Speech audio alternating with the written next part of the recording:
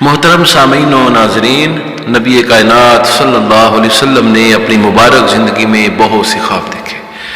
رسول اللہ صلی اللہ علیہ وسلم کے صحابی سیدنا عمر فاروق خلیفہ دوم فرمایا کرتے تھے کہ ہم رسول اللہ صلی اللہ علیہ وسلم کے زمانے میں جب حضور آرام فرما رہے ہوتے تو رسول اللہ صلی اللہ علیہ وسلم کو جگانے سے باز رہتے تھے۔ وجہ یہ تھی کہ ہمیں معلوم نہیں تھا کہ اللہ اپنے نبی صلی اللہ علیہ وسلم کو خواب میں کیا دکھا رہا ہے۔ رسول کائنات صلی اللہ علیہ وسلم نے سیدنا ابوبکر صدیق رضی اللہ تعالی عنہ کے ساتھ ایک زمانہ گزارا تھا۔ حضور کا بچپن اور جوانی سیدنا ابوبکر صدیق کے ساتھ گزرے۔ ایک دن نبی علیہ السلام سیدنا ابوبکر صدیق کے پاس تشریف فرما تھے۔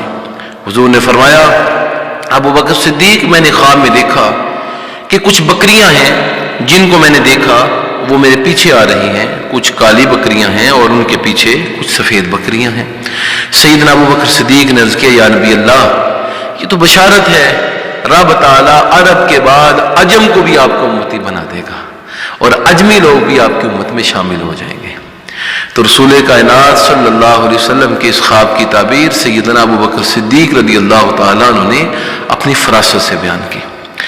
اسی طرح رسول کائنات صلی اللہ علیہ وسلم نے ایک مرتبہ سیدنا صدیق اکبر سے فرمایا، ابوبکر صدیق، میں اور تم ایک ہی سیڑھی پر تھے اور میں یہ منظر خواب میں دیکھ رہا تھا کہ میں تم سے 2 سیڑھیاں آگے چلا گیا اور تم مجھ سے 2 سیڑھیاں پیچھے رہ گئے۔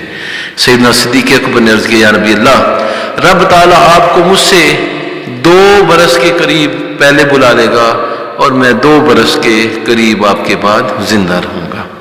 تو اسی طرح ہوا کہ نبی علیہ السلام کا وصال اقدس جب ہوا تو اس کے 2 برس کے قریب 2 برس اور چند ماہ سیدنا ابوبکر صدیق زندہ رہے اور پھر آپ کا بھی وصال اقدس ہو گیا۔